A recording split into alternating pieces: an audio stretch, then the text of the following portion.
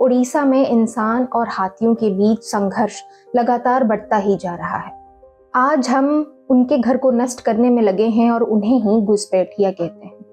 हाथी के हमले से एक व्यक्ति की जान गई है। सुकांती अपने पति के भाई की मृत्यु के बारे में बताते हुए कहती है, सुबह सुबह उठ के उस दिन वो 6 बजे के करीब पूजा करने के लिए फूल तोड़ने के लिए गए थे और तभी पीछे से हाथी ने उन पर हमला कर दिया और उन्हें कुचलकर वहीं मार डाला।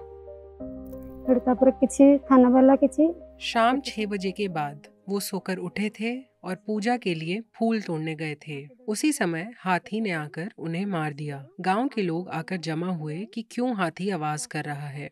तब हमने भी जाकर देखा कि हाथी ने उन्हें कुचलकर मार दिया था। थाने से लोग बहुत देर तक नहीं आए। हमने उन्हें वहीं रखा। करीब 1-2 घंटे इंतजार किया। जब वो नहीं आए तो जाकर सड़क पर धरना किया। उसके बाद कागजी काम किया गया। फिर पोस्टमार्टम के लिए ले गए। उनका अब कोई नहीं है। वो जिंदगी कैसे जिएंगी?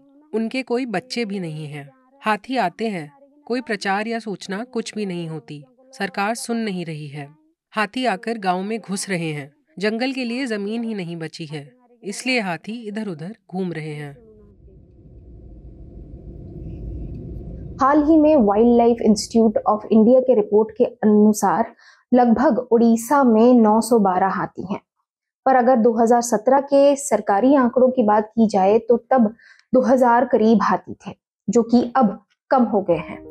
2019 से 2024 के दौरान राज्यवार मानव हाथी संघर्ष में हुई इंसानी मौतों के आंकड़े देखें तो उड़ीसा पहले स्थान पर है। उड़ीसा में 631 लोगों की मौत हाथियों के कारण हुई है, चाहे वजह हमला हो या टकराव। वहीं पड़ोसी राज्य में कर्नाटका में 160, केरल में 102, तमिलनाडु में 256 और असम में 383 लोगों की मौत हुई है। अगर हम अन्य पड़ोसी राज्यों पर नजर डालें तो वहां भी मृतकों की संख्या कम नहीं है। झारखंड में 474, छत्तीसगढ़ में 303 और पश्चिम बंगाल में 436 लोगों की जान गई है। इन राज्यों में हाथियों की संख्या में भी बड़ा अंतर है। जिन राज्यों में हाथियों की संख्या ज्यादा है उनमें रिपोर्ट के मुताबिक कर्नाटका, तमिलनाडु, केरल और असम सबसे आगे हैं। Principal chief conservator of forest Orissa की रिपोर्ट के अनुसार इस साल अब तक 75 लोगों की मौत हाथियों के कारण हुई है। केवल मानव मृत्यु ही नहीं बल्कि हाथियों की मृत्यु संख्या भी चिंताजनक है। यह रिपोर्ट हमें PCCF उड़ीसा से मिली है। 2021 से 2022 तक 86, 2022 से 2023 तक 93, 2023 से 2024 तक 66, 2024 से 2025 तक 105 और 2025 से अब तक 36 हाथियों की मृत्यु हुई है। अगर उड़ीसा के जिलों के आंकड़ों को देखें तो 2021 से अब तक हाथियों की सबसे ज्यादा मृत्यु ढेंकानाल में हुई है, जो कि 59 है। उसके बाद अनुगुल में 48 और केउंझर में 47 स्थान आता है।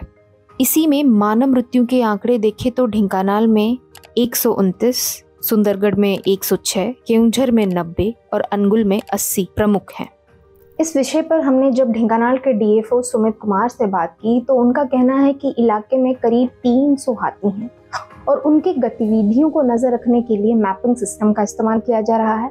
पर इलाके का जो भौगोलिक ढांचा है वो बहुत अलग है, जिस वजह से उन्हें मुश्किलें हो रही हैं। साथ ही हाथियों का जो खाने पीने का साइकिल है वो समय समय पर बदलती रहती है।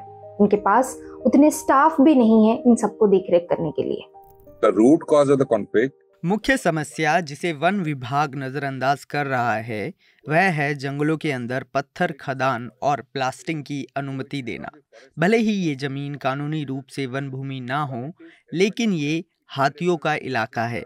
इसका सबसे बड़ा उदाहरण हिंडौल क्षेत्र है, जहां बहुत सारे स्टोन क्रशर और हजारों ट्रक चलते हैं। मुख्य दिक्कत यह है कि जंगलों में हाथियों के लिए खाना और पानी तो है, लेकिन ब्लास्टिंग, ट्रक और मशीनों की तेज आवाज की वजह से वे अंदर नहीं रह पाते। इसी कारण रात में बाहर गांव की ओर आ जाते हैं। जब हमने इस विषय पर खोज की कि क्या है इसके कारण, तो हमने साइंटिस्ट और रिसर्चर्स और एक्सपर्ट से बात की तो हमें पता चला कि इस इलाके में पत्थर क्रशर और खदान और इंडस्ट्रीज बहुत बड़ी संख्या में है, और ये जो इंडस्ट्रीज और इनकी गतिविधियों से वाहनों और रोशनी बढ़ गई है, और हाथियों को रोशनी बिल्कुल भी पसंद नहीं है। और ये जो इंडस्ट्रीज है वो या तो जंगल के बीचों बीच या जंगल के आसपास है, और उन्हीं रास्तों पर हाथियों का आने जाने का मार्ग है। इन इंडस्ट्रियों की गतिविधियां बढ़ने की वजह से हाथियां अब मानव बस्तियों की ओर बढ़ रहे हैं। आपको फोटो में जो नारंगी हिस्सा दिखाई दे रहा है वहां पत्थर क्रशर और खदान है, जो 2011 में यह इलाका कुछ ऐसा दिखता था, अब 2021 में इसकी स्थिति ऐसी हो गई है। Wild life society of Odisha के लेटर से हमें पता चला कि हिंदोल और ओडापड़ा इलाके में स्टोन क्रशर और खदान है, जिस वजह से मानव और हाथियों के बीच संघर्ष बढ़ रहा है, जो कि ढेंकानाल के मृत्यु संख्या में साफ दिख रहा है। जब हमने एक स्टोन क्रशर यूनिट से बात की तो उनका ये कहना था कि जो स्टोन क्रशर यूनिट है उनका वो जंगल और गांव से बहुत दूर है। पर जब हम निमीधा गांव जो हिंदोल में है वहां से NH55 की ओर जा रहे थे, तब हमने देखा कि वहां स्टोन क्रशर्स यूनिट हैं। उनके दूसरे लेटर में उन्होंने IDCO इंडस्ट्रियल पार्क, जो जोरंदा ढेंकानाल जिले में है, का जिक्र किया है। कपलास और रूपवालिया हाथियों का पारंपरिक रास्ता है, जिस पर इसका सीधा असर पड़ा है और हाथियों की गतिविधियों में दिक्कतें बढ़ी है। इसे लेकर पर्यावरण, वन एवं जलवायु परिवर्तन मंत्रालय के रीजनल ऑफिस ने भी वन और वन्य जीव विभाग से सवाल किए हैं। हाल ही में कपलास में हाथी के हमले से एक व्यक्ति की जान गई है। हर दिन शाम 7 से 8 बजे हाथी गांव में आ जाते हैं। बोले थे कि 2 दिन में सोलर लग जाएगा।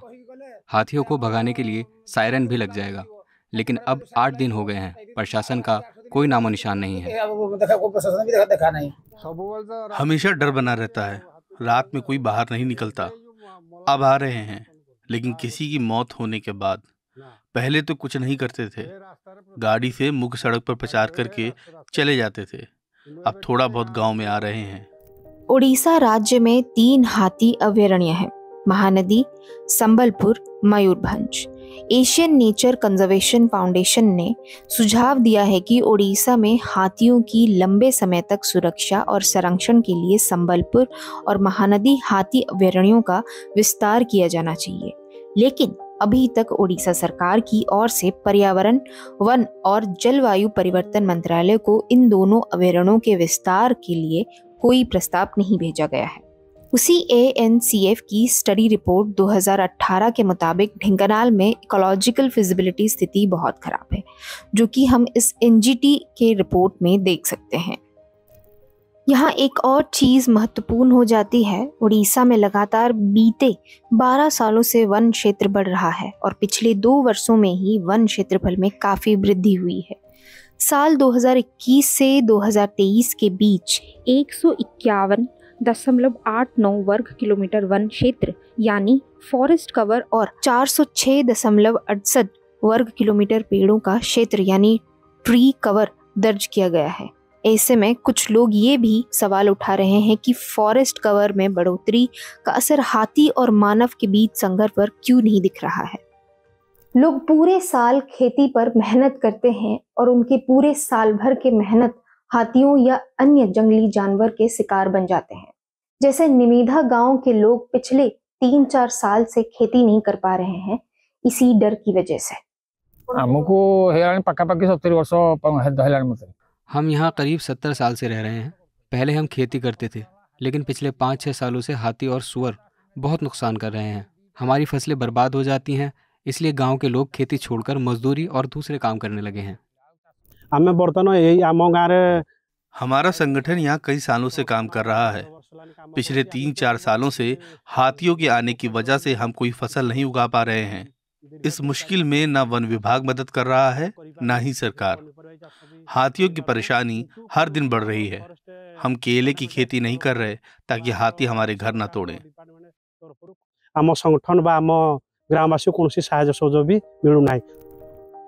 इसका एक दूसरा पहलू भी है जो ये सवाल उठाते हैं कि कहीं हमने तो हाथियों के इलाके में घुसपैठ नहीं की है। ये कहना आसान है कि हाथी जंगल से बाहर आ रहे हैं, लेकिन असल में हमने ही इनके इलाके में घुसपैठ की है। हाथी एक जगह नहीं रह सकते, उन्हें रोजाना 300 से 500 किलो तक खाना चाहिए होता है। पहले उनके पारंपरिक रास्ते और जंगल थे जो अब कम हो गए हैं। जहाँ खेती बड़ी है वहाँ जंगल घट गए हैं।